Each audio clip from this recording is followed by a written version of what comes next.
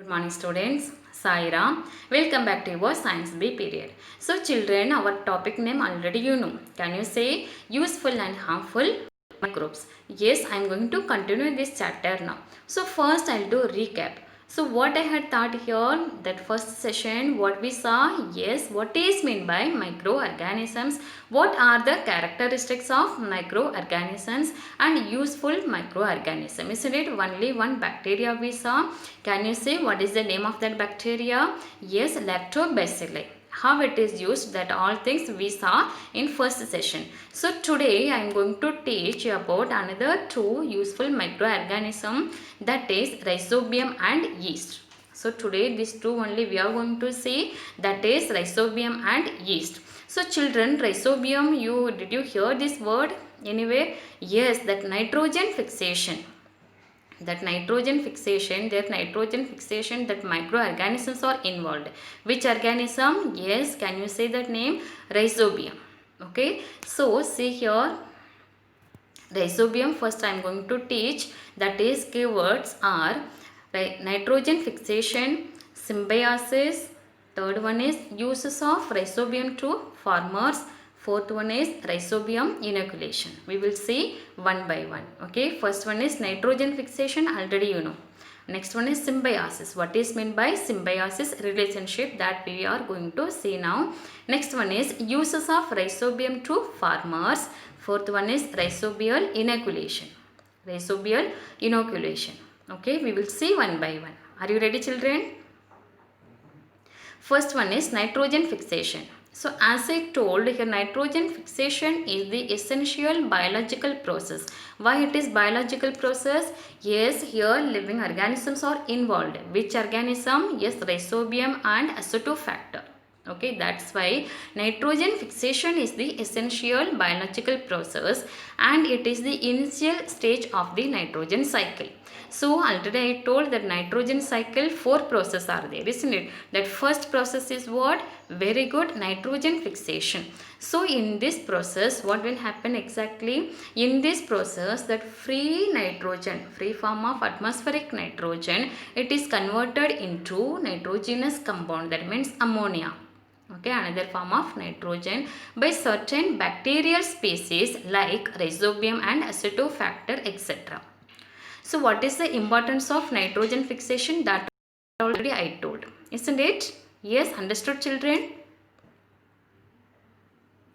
So see here, this is the rhizobium bacteria. Yes, this is the rhizobium bacterium. This is the root nodules. Okay, and here how it is intersect. Yes, how it is intersect to that plant, that it is showing here this picture. So next one, see here, children. Symbiosis. So what is meant by symbiosis? See here, symbiosis is mutually beneficial relationship. Why it is mutual? Yes, the two organisms are getting benefit. Okay, so symbiosis is a mutually beneficial relationship where rhizobia that exist in the root nodules,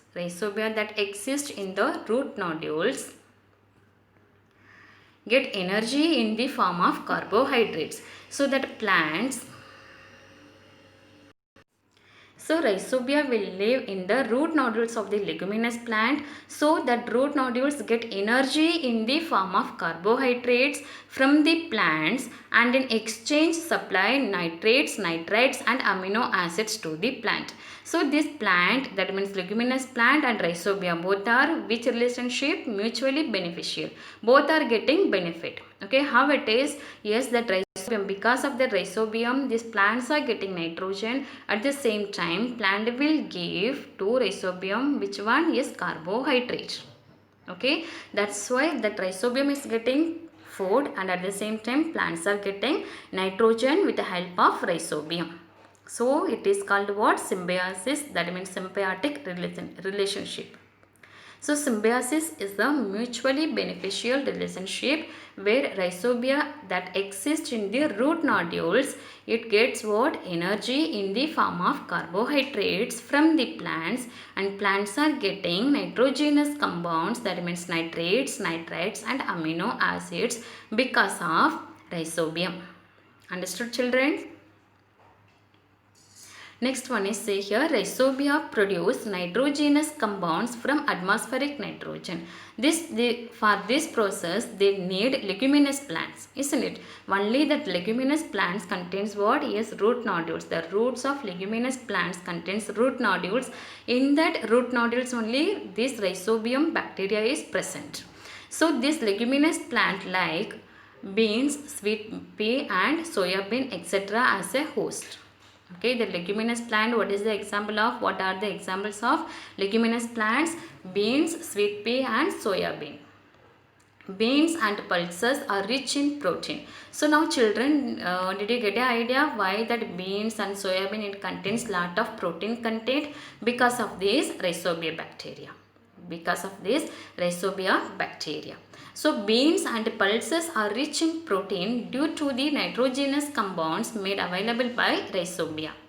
So understood now? Hereafter if anyone is saying that why the beans contains a lot of protein, you have to give this answer. Because that beans, that root contains what? Root nodules. In that root nodules, that is rhizobia bacteria is present. Because of that, these plants are having lot of protein. Understood children? So the benefit of rhizobium to farmers. How it is giving benefit to the farmers? As a result of the nitrogenous compounds made available by rhizobium, beans and pulses are rich in protein. That already you know, isn't it? So now the leftover roots. So after the harvesting, what will happen? The leftover roots and other plant parts are thrown in farm soil. After harvesting a leguminous crop, what will happen? So as to maintain its bacterial population. So after the harvesting of that crop, afterwards what will happen? The roots, leftover roots, it contains bacteria. So that bacteria is what? Because with the help of the reproduction, the population of the bacteria is increasing. So if the bacteria numbers are increasing, what will happen? That nitrogen fixation level is increasing in that soil. So soil will convert into, yes, soil is, that fertility of soil is increasing. Okay. This in turn brings down the use of chemical fertilizers. So if it is happening, that nitrogen fixation is happening, that level of nitrogen fixation is increasing, it will decrease what is chemical fertilizers, uses of chemical fertilizers, as well as reduce adverse effects caused by it. So if you are using that chemical fertilizers to the soil, the fertility of soil is decreasing. So to avoid that one, if it is that nitrogen fixation is increasing in that soil, what will happen? The fertility of soil is increasing. At the same time, yes, the uses of chemical fertilizers, it is decreased. Okay, and fourth point is this further helps to cut down the expenses of fertilizers going on to benefit the farmers. So this is the uses of rhizobium bacterium to the farmers. Understood children? Next one is what is meant by rhizobial inoculation. Currently rhizobial solution are powder. So rhizobial solution are powder is coated over seeds before sowing them. So that we are sowing the seeds, isn't it? That seeds are covered by rhizobial solution or powder.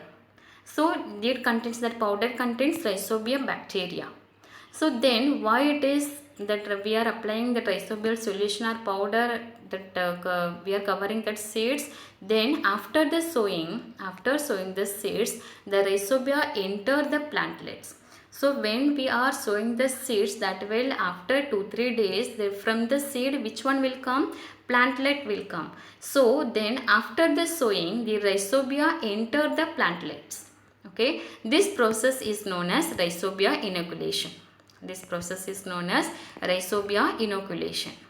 Okay, so that rhizobia powder we are using because of that seeds. Why it is? Because after the sowing, the rhizobia enter the plantlets. So because within the presence of rhizobia, that nitrogen fixation level is increasing. Understood children? This experiment helps in the supply of nitrogen to cereal and more crops other than leguminous crops. Understood children? So now did you get what is meant by rhizobia inoculation? Yes, shall I go to next? So children, next one is yeast. Next useful microorganism we are going to see, that is, what is the name? Already I told, yeast. Take here one activity, just you have to see that take a solution of dry yeast. The dry yeast, that yeast we are getting from the shop. Okay, so take a solution of dry yeast with sugar and water. So some dry yeast you have to take and you have to add with sugar and water. You will see that yeast converts carbohydrate in this solution. That sugar solution contains what? Yes, sugar, that means carbohydrates. That carbohydrates in this solution into alcohol and carbon dioxide in the presence of yeast.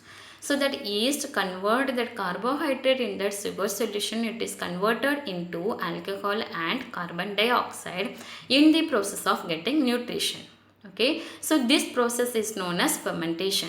Already I told that fermentation, that carbohydrate, starch and sugar, it is converted into, yes, alcohol. Already I told, isn't it? So that carbohydrates in this sugar solution, it is converted into alcohol and carbon dioxide in the process of getting nutrition. This process is known as fermentation. This process is known as fermentation. So what is that? What is meant by yeast? A heterotrophic fungal microbe. It is a fungi. Okay, the yeast is it is not a bacteria. Yeast is a fungi. So a heterotrophic means it depends on other organism for their food. A heterotrophic fungal microbe found on carbon compounds. Yeast is a eukaryotic type of cell. Eukaryotic, already in first lesson already I have told what is the, yes, already I told what is meant by prokaryotic cell and what is meant by eukaryotic cells. Okay, so yeast is a eukaryotic type of cell with 1500 various species in existence. It is a unicellular fungus. The plant body is made up of only one cell. The yeast, that yeast body, it's made up of, yes, only one cell, that is, it is a unicellular fungus. Yeast reproduce asexually method. That method is called budding. Okay, so yeast is a heterotrophic fungal microbe found on carbon compounds. It is a heterotrophic. Okay, and next one is, it is a eukaryotic type of cell, and that yeast is a unicellular organism. At the same time, that reproduce, the yeast is reproduced by asexual method. Asexual method, that is called what? Budding. Okay, so children, see here, this is the diagram of yeast. Okay, just you have to do practice in your home. This diagram you have to practice. This is the yeast cell. So see here, nucleus, here nucleus, that's why it is a eukaryotic cell. Okay, and here cytoplasm, it is, yes, cell wall is present. At the same time, here this is bud.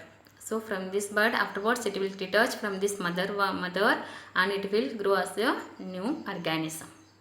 Okay, yeast grows and multiples very quickly due to the carbon compounds in the sugar solution. In this process of obtaining nutrition, yeast cells convert the carbohydrates into alcohol and carbon dioxide. Already I told, as I told here, that sugar solution, that yeast is converted.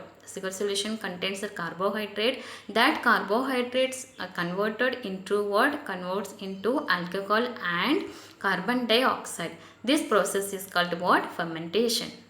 Shall I go to next, children? Yes, alcohol. Sugar industry byproduct. Yeast known as Saccharomyces is used to ferment molasses. So molasses is nothing but it is produced from sugarcane juices. Okay, so once again I will repeat here. Yeast known as Saccharomyces is that this is the one type of yeast. Okay, yeast cell. So yeast known as Saccharomyces is used to ferment molasses. Molasses means nothing but that molasses is produced from sugarcane juices. Okay, so that time what will produce? The alcohol formed as a primary product. So during this fermentation process of molasses, that alcohol is formed as a primary product. So that alcohol, it is called what? Ethanol. Okay, that alcohol is called what? Ethanol. So understood children that molasses, that yeast known as Saccharomyces, it is used to ferment molasses. That time during this fermentation process, which one is formed? Alcohol, that is ethanol is formed. That is the primary product.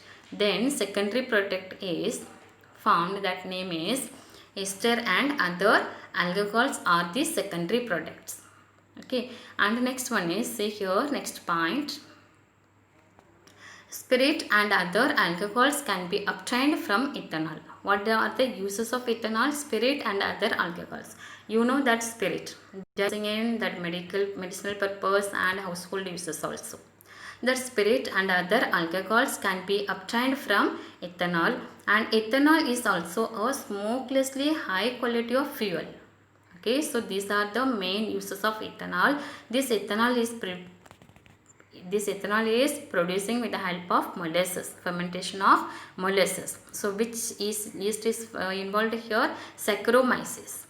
So last point you have to see here, molasses and maize, barley and other grains are used for production of ethanol. Understood children? So during this fermentation of molasses, which yeast is involved? Saccharomyces. That time primary product is formed what? Ethanol. Secondary product is, can you say the name? Yes, ester and other alcohols are formed as a secondary product. So this, what are the uses of ethanol? Spirit and other alcohols can be obtained from ethanol. Ethanol is also a smokeless and high quality of fuel. Okay, so the, see here last point, molasses, maize, barley and other grains are used for the production of ethanol. Understood children? Shall I go to next? Glucose and fructose. Glucose and fructose are the sugars found in the grape juice. So already you know that what is meant by grape juice. It contains two kind of sugar, that is glucose and fructose. So grape juice contains glucose and fructose, which are further fermented using yeast so as to manufacture alcohol that is later used to produce wines. You know that from the grape juice only we are getting that wines, isn't it? So how it is? Because that grape juice contains glucose and fructose. Glucose and fructose, and this is which are further fermented using yeast. So with the help of yeast here, further fermentation is happening. So that time what is producing here? So as to manufacture alcohol that is later used to produce what? Wines. Understood children? So children, now we saw what are the uses of rhizobia and yeast, isn't it? Next, bioremediation. What is meant by bioremediation? Bioremediation is a branch of biotechnology that is the use of living organisms like microbes and bacteria in the removal of contaminants, pollutants and toxins from soil, water and other environments. So what is meant by bioremediation? Bio means living things. So that bioremediation is the branch of biotechnology that employs the use of living organisms. So this process, the living organisms are involved. Which living organisms are involved? Like microbes and bacteria. Like microbes and bacteria in the, why it is used? To removal of contaminants, pollutants and toxins from soil, water and other environments. So I hope you understood now what is meant by bioremediation. So here some microorganisms are involved in this process. So here some example we will see now. First one is Cerovia lipolytica. It is a yeast, okay, and it is used to absorb the toxins that are released during the manufacture of palm oil. So when manufacturing this palm oil, that time some toxins are released. That toxins are absorbed by that one yeast. The name of the yeast is Cerovia lipolytica, and the heavy metals along with the minerals which are released in some other industrial process also. So now understood? Next one is to absorb a pollutant, Saccharomyces cerevisiae is used. It is also one of the fungi. Okay, and next one is alkanovorax bacteria is used to clean the oil spills in oceans. So alkanovorax bacteria, it is used to clean oil spills. Sometimes if that oil is spilled in that ocean, that time it is cleaned with the help of this bacteria. Okay, can you see that name of the bacteria? Yes, alkanovorax bacteria is used to clean the oil spills in oceans. Okay, so children, this session I taught many things. Yes, that yeast and rhizobia. Rhizobia, what are the uses of rhizobia that we saw, and next one is nitrogen fixation, symbiotic relationship, how it is used for farmers, and next one rhizobial inoculation, that also we saw. Next one is yeast. Yeast means, what is meant by yeast? It is a unicellular heterotrophic. And at the same time, what are the uses of yeast? And during the fermentation process it is involved, and in the fermentation process what exactly will happen, that also we saw. Which two things are formed? Yes, carbon dioxide and alcohol is formed. Okay, and next one is bioremediation also we saw. So children, I hope you understood today's topic. Yes, thank you children. Sai Ram.